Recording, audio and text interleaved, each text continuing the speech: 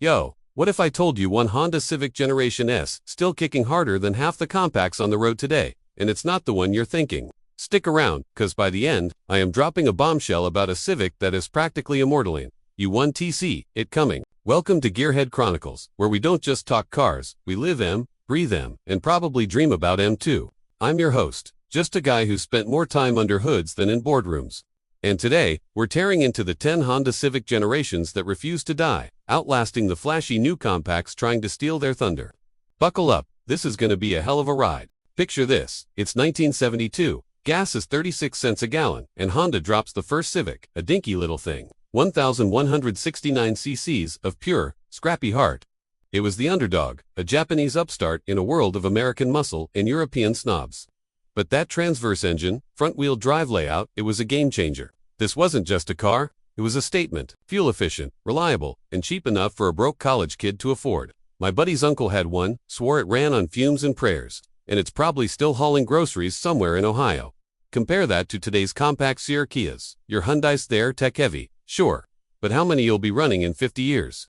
Not many, I'd bet. Fast forward to the 80s, the third-gen Civic hits in 83. This is where things get spicy. They merged the hatch and wagon into the shuttle wagon. Folks called it the bread box, and damn it, earned that name. Boxy, practical, and tough as nails. The Si model, 91 horsepower from a 1.5-liter, fuel-injected beast. Doesn't sound like much, but in a car that weighed less than a modern motorcycle, it felt like you were flying.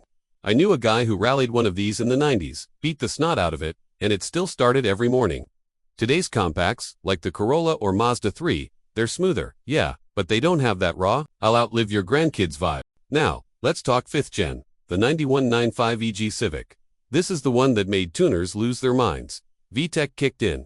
Yo, that 1.6-liter B16 engine in the SIR.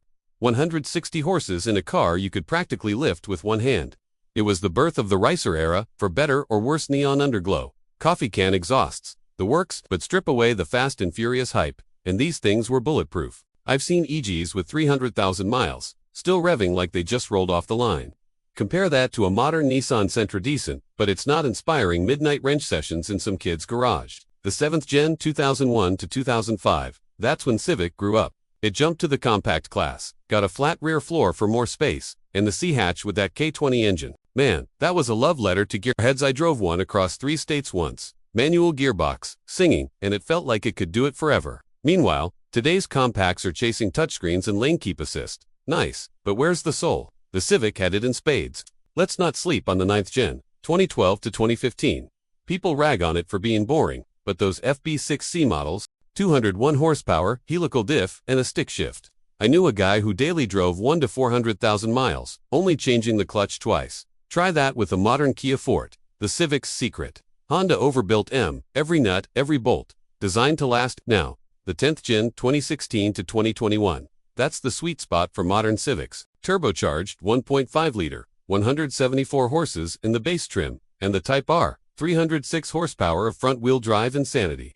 These things are still everywhere, holding value like a vintage Rolex.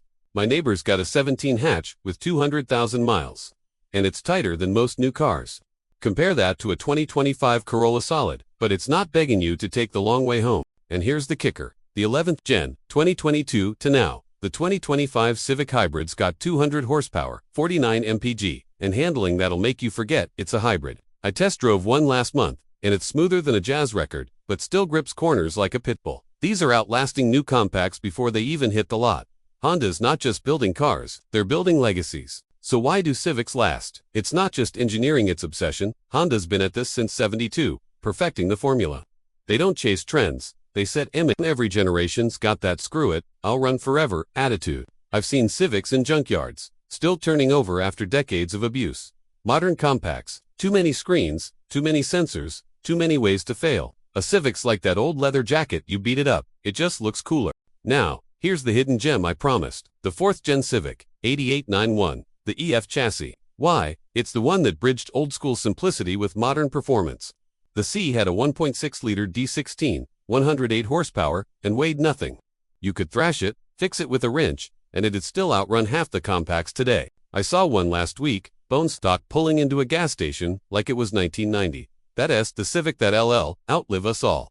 As for the 2026 Mitsubishi X4 it's a new compact SUV, slated for a late 2025 release in Southeast Asia. So, what's the big thought as we peel out? It's this.